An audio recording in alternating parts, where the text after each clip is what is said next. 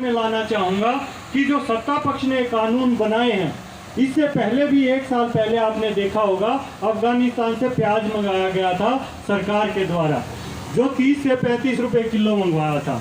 और यहाँ सभी मेरे सांसद भाई बैठे हैं, सभी क्षेत्रों से आते हैं। क्या आज तक हिंदुस्तान के किसान का 30 रुपए किलो किसी सरकार ने प्याज खरीदा है? किसी केंद्र सरकार ने, प्रदेश सरकार ने? क्यों? अपने किसान का क्यों नहीं, सिर्फ पूंजीपतियों दोस्तों के साथ। आज हालात ऐसे आ गए हैं कि अडानी को 6 लाख करोड़ रुपया पहले ही दिया जा चुका है, और वो पैसा आपका, मेरा, हम जैसे गरीब किसानों का है। और उसी से पूरे भारत का जो गेहूं का उत्पादन, अगर मैं कहूं, जो रोज खाया जाता है, वो ज़्यादा से ज़्यादा 2 लाख करोड़ का होता है।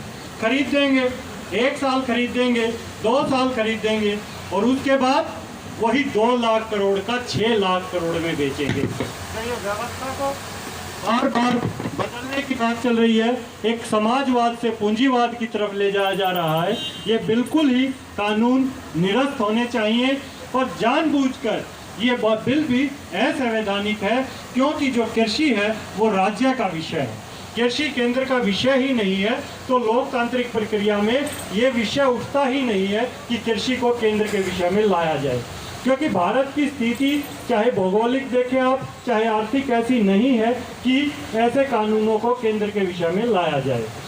और बार बार कहते हैं, चाहे इसमें गेहूं हो, चावल हो, आप देखिएगा हमारा पैसा समाजवाद व्यवस्था में किसी पूंजीपति को डायरेक्ट नहीं दिया जा सकता, लेकिन 2 लाख करोड़ का अनाज लगा के 6 लाख करोड़ का उन्हीं से खरीदेंगे। ये मोदी जो साथी हैं, अडानी अंबानी, ये कहीं रेडी नहीं लगाएंगे।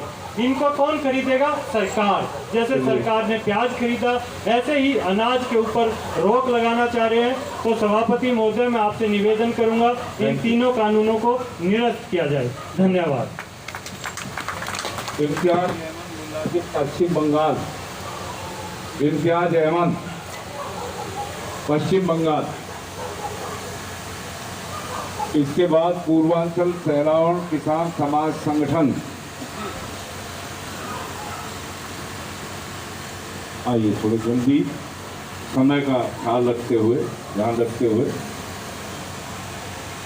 अध्यक्ष महोदय का धन्यवाद हमें मौका देने के लिए। आज हम लोग यहाँ संसद सजा के बैठे हैं, इसलिए कि असल जो संसद है वहाँ जनता की हित की बात करने वाले कोई नहीं है।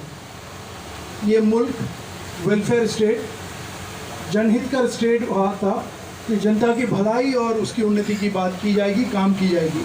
जो स्लोगन शुरू हुआ था भारत की आज़ादी के बाद, रोटी कपड़ा मकान, अब लगता है कि रोटी कपड़ा और मकान छीनने का वक्त आ गया है।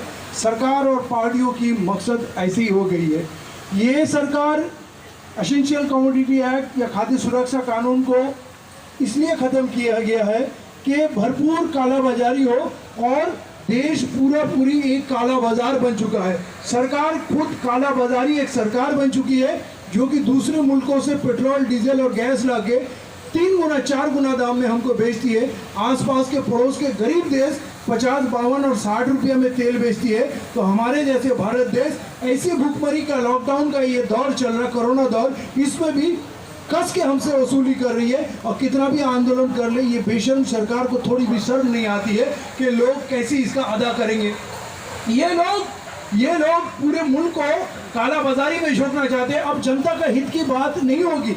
हमारी देश का जो मकसद था, वो मकसद से ये देश के जो पॉलिटिकल पार्टी और सरकार जो है, खास करके मौजूदा कानून सरकार जो है, बिल्कुल भटक चुकी है। ये देखिए, ये जो कानून बनाया गया है कि कैसे ख़त्म किया जाएगा, जैसे खाद्य संरक्षण का कानून जो ख़त्म किया गया है, इसके साथ देखिए ये 3 जो बिल आया, कृषि विरोधी बिल, ये सब पैक्ट में जुड़ा हुआ है। क्योंकि ये जब जियो में हाथ डालते हैं, प्रधानमंत्री जियो का विज्ञापन करते हैं, तो हमारा BSNL को ख़त्म कर देते हैं। जब प्राइवेट कंपनी स्कूल खोलना चालू करते हैं, तो ये सरकार सरकारी स्कूल को एकदम ख़त्म कर देते हैं। और ये जब प्राइवेट हेल्थ सेक्टर में आते हैं, अस्पताल खोलते हैं, तो चिकित्सा व्यवस्था को ठप कर देते हैं। जब भारत की जनता को ज़रूरत पड़ा, ये लोग मुंह फेर लेते, चाहे बाढ़, आपदा, भूकंप हो जाए, सरकार का राहत उस हिसाब से नहीं आता है जिस तरह से गुरुद्वारा के लंगर खोल के जिस तरह से मदद करते करती है, सरकार उसके सामने फीका पड़ जाती है। आप देखिए, अभी जब कोरोना का मामला आया तो दवा नहीं है, ऑक्सीजन नहीं है, बेड नहीं है, वेंटिलेटर नहीं है और शमशान में जलाने के लिए लकड़ी भी नहीं है। आप सोचिए, ये सरकार, भारत सरकार किसकी नुमाइंदगी कर रही है? ये सरकार किसकी नुमाइंदगी कर रही है? इसलिए हम लोगों को सोचना पड़ेगा। सरकार आने वाला वक्त में खेती में प्राइवेट कंपनी को डाल रही है, इसका मतलब FCI अब अनाज नहीं खरीदेगी। हमको अनाज बेचने के लिए अदानी अंबानी के पास भेजना पड़ेगा। इसलिए पहले उन्होंने गोडाउन बनाया, फिर मोदी जी को बोला अब कानून पास करो। मोदी जी उनके बोलने पर चलते हैं, वोट हमसे मांगते हैं, अच्छे दिन के सपना हमारे को दिखाते हैं, और आज तो सरकारी खजाना लूट गया। बैंक में उनके कुछ भाई भतीजे लूट कर भाग गए, और जो बड़े इंडस्ट्रियलिस्ट हैं उनको कर्जा माफ किया जाता है। किसान जहर पी के खुशखुशी करते हैं, और हमारा ही बैंक में जो पैसा जमा है वो इंडस्ट्रियलिस्ट जिनके पास पैसे की पहाड़ है उनको कर्जा माफ किया जाता है।